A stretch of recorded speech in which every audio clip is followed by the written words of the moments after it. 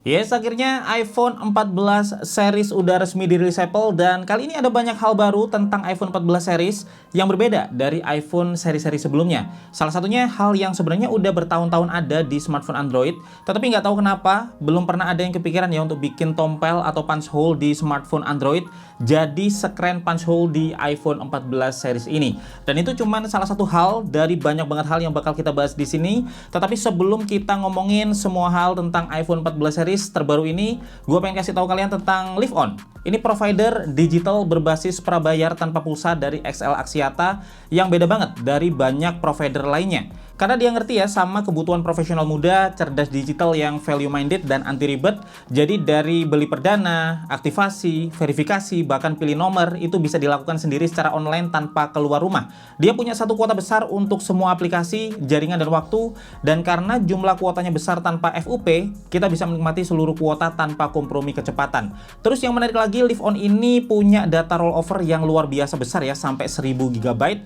Jadi kalau punya sisa kuota yang nggak habis, nggak bakalan hangus karena akan diakumulasikan terus ya sampai 1000 GB dan akan terus terakumulasi ke paket bulan berikutnya selama paket diperbarui sebelum masa aktif paket berakhir. Ini sebuah kabar gembira ya buat yang kuota datanya suka nyisa di akhir bulan, jadi bisa dipakai buat nabung kuota alih-alih hangus kayak di banyak provider lainnya. Dan hal menarik yang juga beda dari banyak provider lain, Live On ini bisa beroperasi tanpa pulsa. Jadi cukup beli paket tanpa harus beli pulsa, dan kalau paket data habis nggak akan ada pulsa yang kepotong tiba-tiba. Bahkan kalau kuota habis pun kita masih bisa connect ya, karena ada emergency kuota dengan kecepatan 128 kbps yang cukup untuk menambah kuota data via add-on. Dan pesan, atur, perbarui paket, sampai menghubungi CS, semuanya bisa langsung lewat aplikasi. Dan menariknya CS-nya ini real ya, bukan bot. Dan untuk jaringan, Live On didukung dengan jaringan internet stabil XL Axiata 4.5G yang menjangkau hingga 95% populasi di seluruh Indonesia.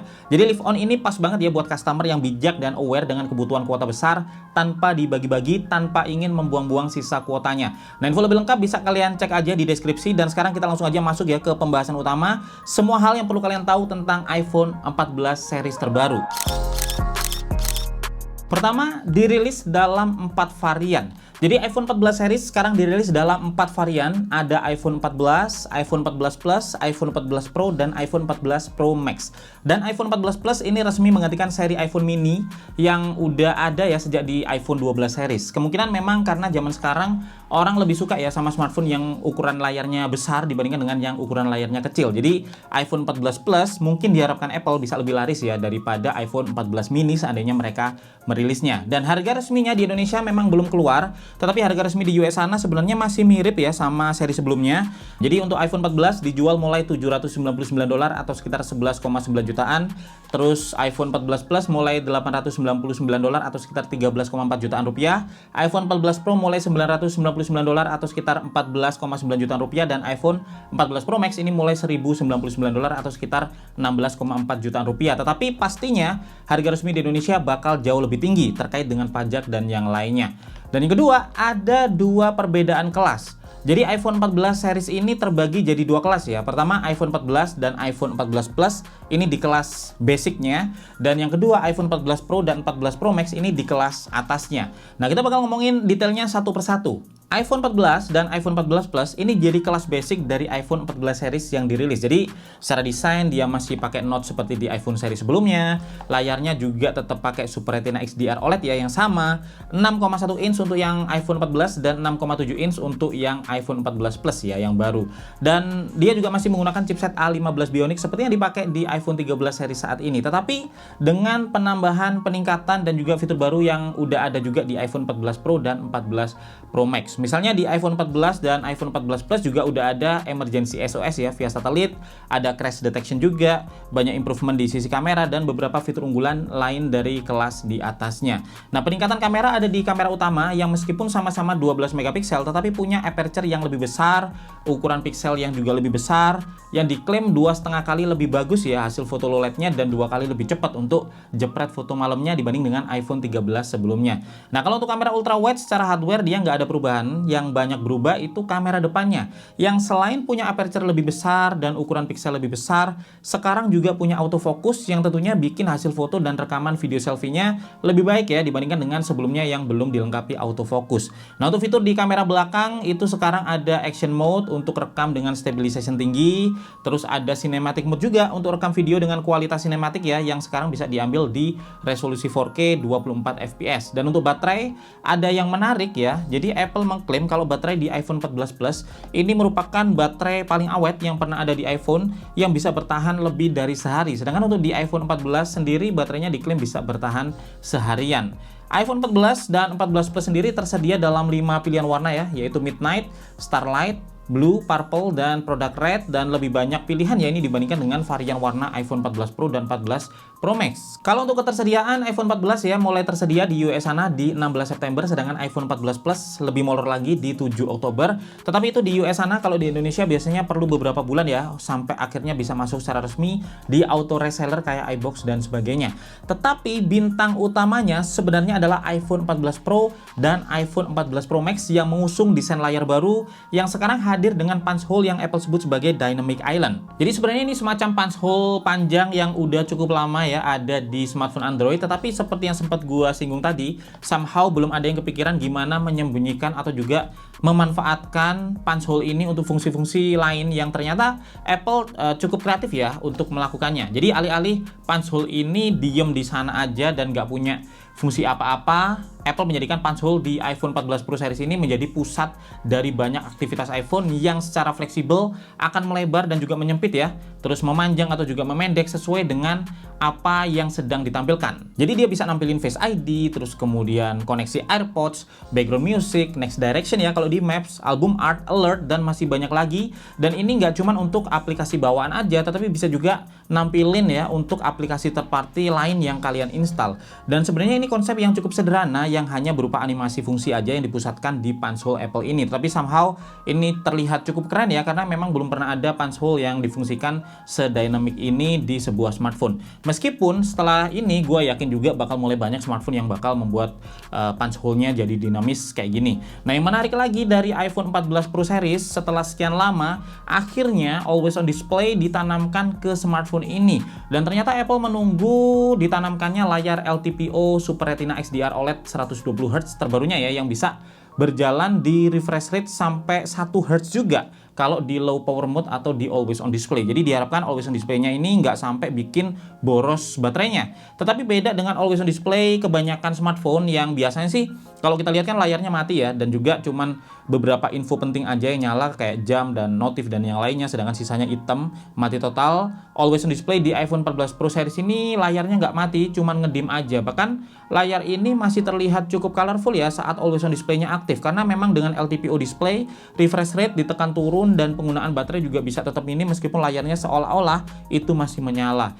Brightness-nya juga meningkat ya di layar ini dengan peak sampai 2000 nits dan perombakan ini jadi perombakan layar terbesar di perilisan iPhone dalam beberapa tahun terakhir. Nah, selain layar, kamera juga dapat perombakan besar karena setelah sekian lama bertahan dengan kombinasi kamera yang itu-itu aja, Apple sekarang merombak kamera utama di iPhone 14 Pro series dengan resolusi sensor 48 megapiksel dengan 100% fokus pixel dan 24 mm focal length yang bisa jepret foto Pro RAW juga ya di 48 megapiksel. Nah, kamera telefotonya sekarang bisa deliver 2 kali dan 3 kali zoom ya, serta bisa rekam 4K video juga. Kamera ultrawide-nya bisa dipakai buat jepret foto makro dan LED flash-nya ini juga sekarang terdiri dari 9 LED yang bisa diatur intensitas lighting-nya. Untuk video ini sama juga ya, jadi kebagian juga action mode untuk rekam dengan stabilization extra, tetap bisa dipakai juga buat rekam ProRes, dan cinematic mode ini sekarang bisa dipakai rekam sampai di 4K 30 fps. Nah, berbeda dengan iPhone 14 dan iPhone 14 Plus yang masih bertahan pakai Apple A15 Bionic ya, iPhone 14 Pro dan 14 Pro Max ini udah pakai chipset yang paling baru dari Apple yaitu A16 Bionic yang sekarang pakai fabrikasi 4 nanometer. Dia punya 6 core CPU, 16 core neural engine, dan 5 core GPU yang secara performa diklaim Apple 40% lebih kencang dari semua chipset lain yang ada di pasaran saat ini. Ada juga image engine baru ya yang mengatur refresh rate layar sampai 1 Hz tadi dan image signal prosesor untuk mengolah foto dari iPhone 14 Pro series ini. Kalau untuk baterai dia diklaim bisa bertahan seharian dan menariknya untuk versi versi Pro Max ini baterainya nggak lebih awet ya daripada iPhone 14 Plus yang diklaim bisa bertahan sampai lebih dari sehari. Nah, iPhone 14 Pro dan 14 Pro Max ini tersedia dalam 4 pilihan warna yaitu Space Black, Silver, Gold, dan di Purple. Dan di US sana iPhone 14 Pro Series itu mulai tersedia di 16 September 2022 nanti. Nah, selain perubahan-perubahan besar tadi, secara desain sebenarnya masih sama aja ya kayak sebelumnya. Jadi tatanan kameranya ini masih sama, terus kemudian desain flat frame-nya juga masih sama. Bahkan untuk di iPhone 14 series sekilas juga masih sama persis kayak di iPhone 13 series karena memang layarnya pun ini masih menggunakan notch seperti sebelumnya. Dan yang keenam, fitur keselamatan di iPhone meningkat. Tetapi ada pertanyaan besar, apakah fitur keselamatan ini bisa dipakai di Indonesia ataukah enggak? Jadi semua iPhone 14 series ini punya fitur emergency SOS ya via satelit, dimana kalau kita entah bagaimana bisa kayak terdampar ya di tempat yang nggak ada sinyal atau juga nggak ada wifi, kita masih bisa menghubungi emergency service via satelit. Dan digambarkan ya bagaimana pihak emergency service ini bisa menemukan dan menyelamatkan kita dengan cepat.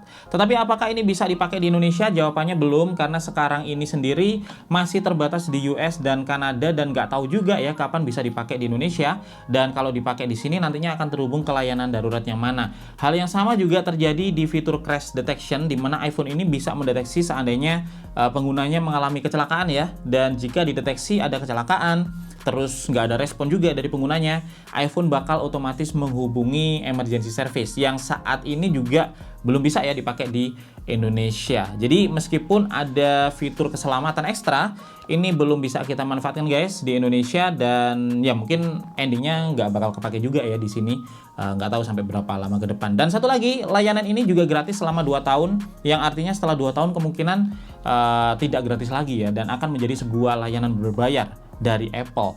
Dan ada satu hal berani lagi yang dilakukan Apple ya di semua iPhone 14 series, yaitu menghilangkan SIM tray di iPhone dan menggantikannya dengan eSIM. Apple mengatakan guys kalau SIM card ini udah masa lalu ya, dan eSIM ini lebih aman daripada SIM card, serta bisa pakai beberapa paket eSIM juga ya di satu device. Nah, mereka memulainya di US dulu. Untuk di region lain kemungkinan masih sama ya seperti sebelumnya, jadi menyesuaikan sama marketnya. Kayak misalkan di region China biasanya masih pakai dual SIM card, dan di region lain termasuk di Indonesia biasanya juga single SIM ya dengan opsi dual SIM menggunakan eSIM. Kedepan mungkin Apple pengen atau punya visi untuk semua telco pelan-pelan migrasi ke eSIM, dan entah di iPhone seri berapa nanti mungkin ya bakal nggak ada SIM tray-nya sama sekali di seluruh market ya, kita nggak tahu, kita lihat aja. Dan 8, Apple Fitness Plus bakal bisa dipakai pengguna iPhone tanpa Apple Watch. Jadi pengguna iPhone ini sebentar lagi bakal bisa mengakses dan berlangganan Apple Fitness Plus ya, meskipun nggak punya Apple Watch, termasuk untuk kita pengguna yang di Indonesia juga. Dan iPhone 14 series ini juga langsung hadir ya dengan iOS 16 terbaru, yang fitur-fiturnya udah pernah gue share juga di video sebelumnya. Dan buat yang penasaran nih paket Live On apa yang gue pakai, ini adalah Live On Power Go yang dengan harga 50.000 aja udah dapat 20 GB kuota valid 24 jam di semua aplikasi dan jaringan, dengan data rollover sampai 1000 GB dan berbagai fitur menarik kayak 3 GB emergency kuota dan yang lainnya. Yang detailnya bisa langsung kalian cek aja di link yang ada di kolom deskripsi. Nah, itu dulu guys yang bisa gue share hari ini ya, semoga aja informatif dan bermanfaat buat kalian. Kalau ada pertanyaan boleh banget kalian langsung sampaikan aja di kolom komentar. Gue Febian dari Kepintino pamit dulu guys, sampai ketemu lagi di video teknologi lainnya besok.